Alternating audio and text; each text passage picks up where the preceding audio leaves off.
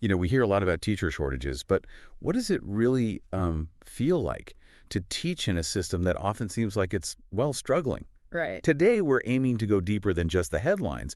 We're doing a real deep dive into the complex challenges teachers face, the stuff that goes way beyond the simple answers. That's right.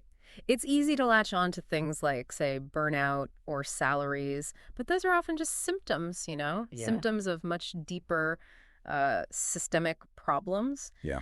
To really get a handle on teaching today, we need to dig into the history, the social dynamics, the economics behind it all. And that's exactly what we're planning to do.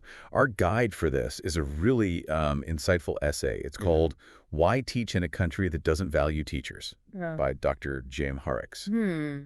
And this isn't just an academic breakdown. It feels very personal. It explores underpayment, sure, but also these hidden gendered expectations and something the author calls moral exploitation. That's a powerful term. It is.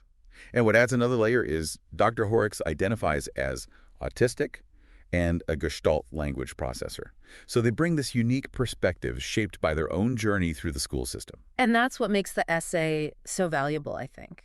It doesn't just list the issues, it really probes the why. Right. And it tackles that big question.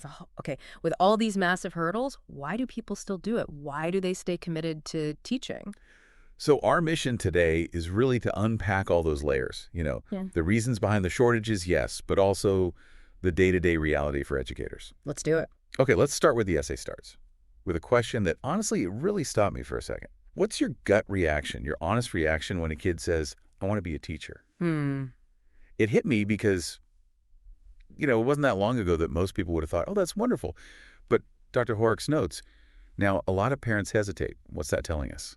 Well, it signals a pretty big shift, doesn't it? A shift in how society views the profession.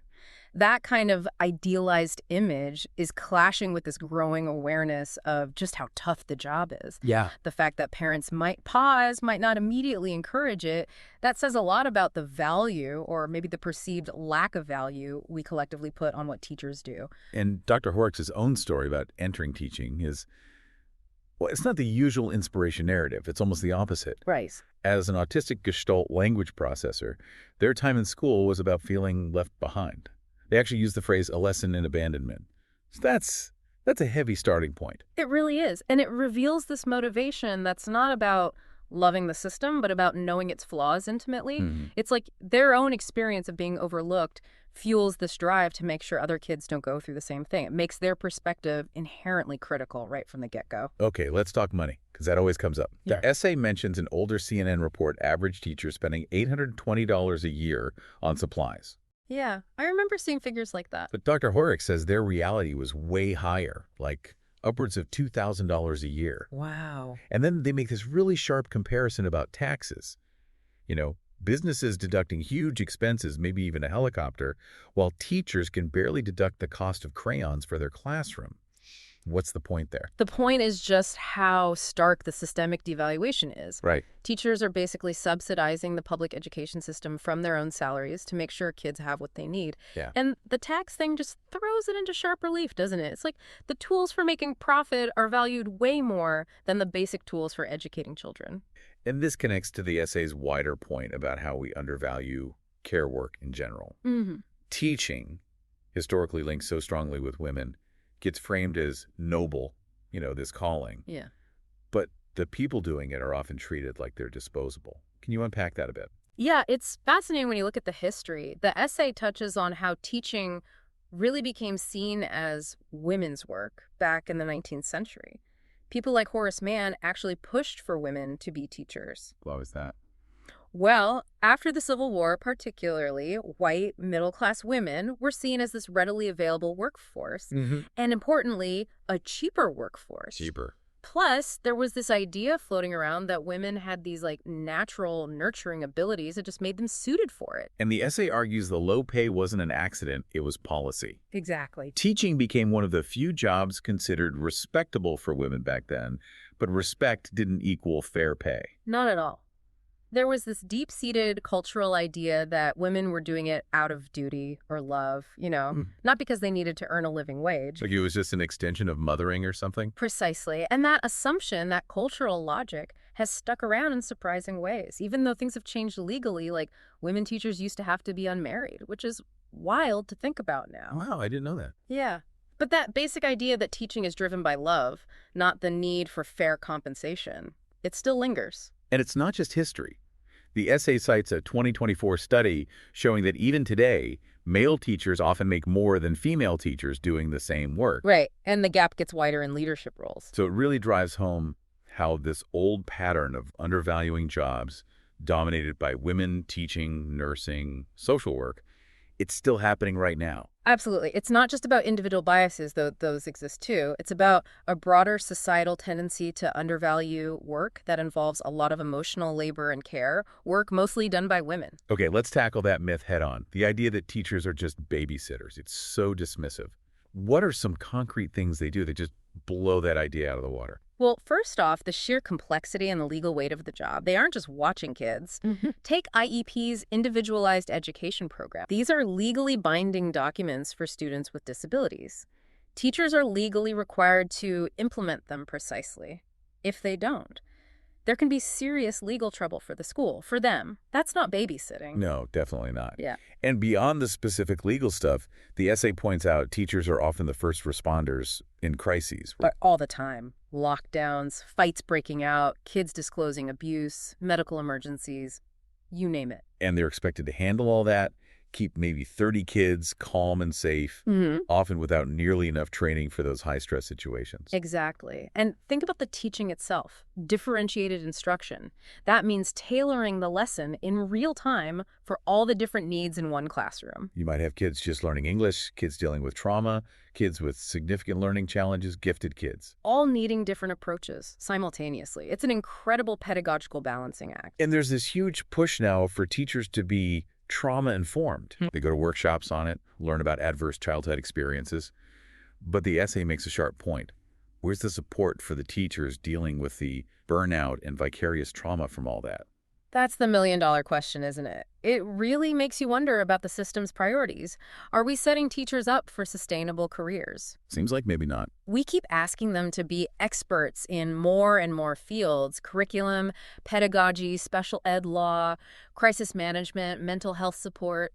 But the backup isn't there. Yeah. Specialists get cut, or they cover multiple schools. Mental health services have huge wait lists. Class sizes creep up. Budgets get tighter. The job just keeps getting bigger, but the support shrinks. Which leads into another really big argument in the essay, that capitalism, or at least our current version of it, kind of depends on this situation. How so?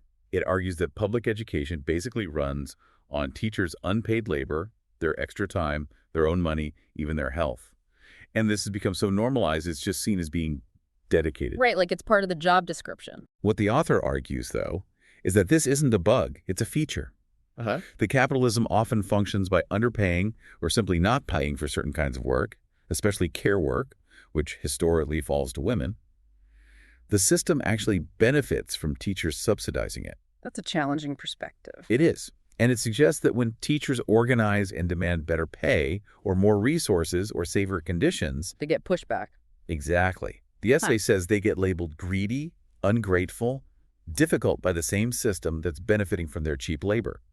And maybe the system offers, what the author calls crumbs, small bonuses, pizza parties, maybe an underfunded wellness initiative. As if that fixes the core problem. Right. What message does that send? Well, it feels like a way to manage dissent without making real changes, doesn't it? By constantly framing teaching as this act of pure love and dedication. The calling. Yeah, the calling. The system can keep getting enormous value from teachers while putting in minimal financial investment. And if you ask for more, you're somehow betraying that calling. It keeps things stuck. Which brings us right to that calling idea itself. Yeah. The essay calls it cultural gaslighting. Ooh, strong words. Yeah. It's this pervasive message that teachers should just be motivated by loving kids and building the future, and that's used often to justify the low pay and poor conditions. What's the damage from that narrative? Well, the essay makes a really stark, kind of uncomfortable comparison. Go on. It points out how society often rewards, sometimes hugely, professions that make a lot of money, even if that money comes from things that might be harmful or ethically dubious. Think about the 2008 financial crisis. Okay, yeah. The people involved often faced few consequences. Some were even praised, right? But at the same time, teachers, public services, they faced cuts, more pressure. That's a powerful contrast. We talk about teaching being noble, but teachers might need second jobs to survive, while someone in finance who maybe contributed to economic instability gets a massive bonus. Exactly. And the author says being told teaching is a calling over and over starts to feel less like praise and more like an excuse for expecting unpaid work. Yeah. Like a reason to value a hedge fund manager more than someone expert in child development. What does that say about what we really value as a society? It feels fundamentally skewed.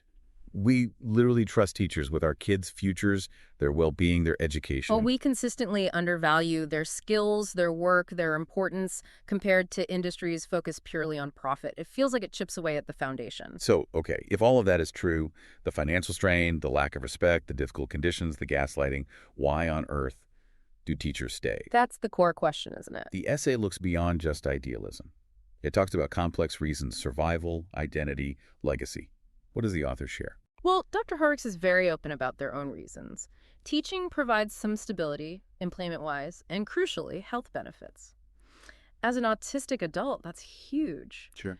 And the structure of the school day, the constant learning, the pattern finding as a Gestalt processor, those aspects are genuinely fulfilling for them. But there's more to it, something really deep. Yeah, it comes back to their own experience. Teaching partly because they were that misunderstood kid. The one left behind. Right. So now showing up as a teacher who has an IEP, who scripts sometimes, who has sensory needs, it's about representation. It's showing students, hey, someone like me can be here, can succeed.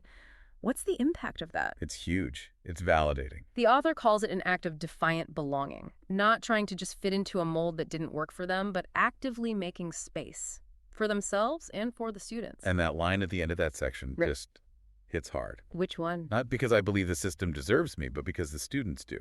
Wow. Yeah. That reframes everything. It's not about loyalty to a broken system. It's about commitment to the kids. It really is. So if that's why they stay, what does the essay say needs to change for teachers not just to scrape by, but to actually thrive, to have dignity in the job? It lays out some clear needs. Number one, real compensation. Pay that actually matches the expertise, the education level, the importance of the job. Pay comparable to other skilled professions. Makes sense. Number two, funding. Properly funded schools and classrooms seen as a public good, not something teachers have to fundraise for or pay for out of pocket constantly. And what about the emotional side? The burnout? Absolutely crucial. Meaningful mental health supports. Supports that understand systemic burnout, not just individual stress. Supports that respect neurodiversity and the impact of trauma on educators, too. And time. Yes. Time seems so basic, but it's so scarce. Time to plan properly, time to collaborate with colleagues, time to actually talk with families, and critically, time to rest and recharge. And the essay frames these not as some radical wish list. Right. No, not at all. More like the basic requirements for a society that actually values education and the people doing it, recognizing teachers as whole people, not just tireless giving machines. The essay wraps up by saying that choosing to teach now in the U.S. is basically an act of resistance. It's a choice made knowing the costs. And then it throws out this thought experiment, a graphic calculating a babysitter rate. Oh, how does that work? It suggests if you paid teachers even a high-end babysitter rate for all their hours and the number of kids they're responsible for, it would be something like $360,000 a year per teacher. Whoa.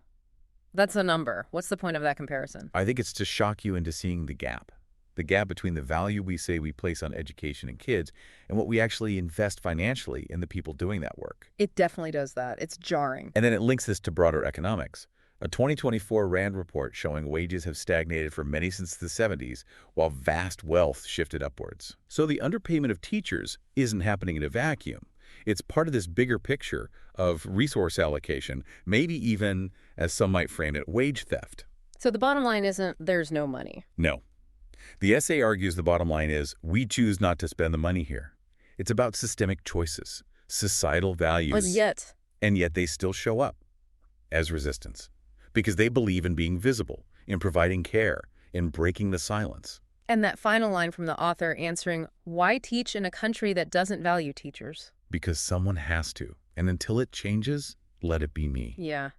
That just sums it all up, that a sense of profound personal responsibility, even when the system is failing. So wrapping this deep dive up, we've really seen how this long history of devaluing teaching, especially as women's work, connects to today's low pay and lack of respect.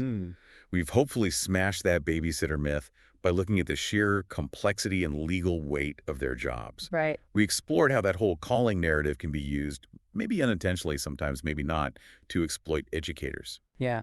And we've touched on the deep, personal, sometimes defiant reasons people stay in this incredibly demanding profession. And like the author's last words make clear, it's not just about individual grit.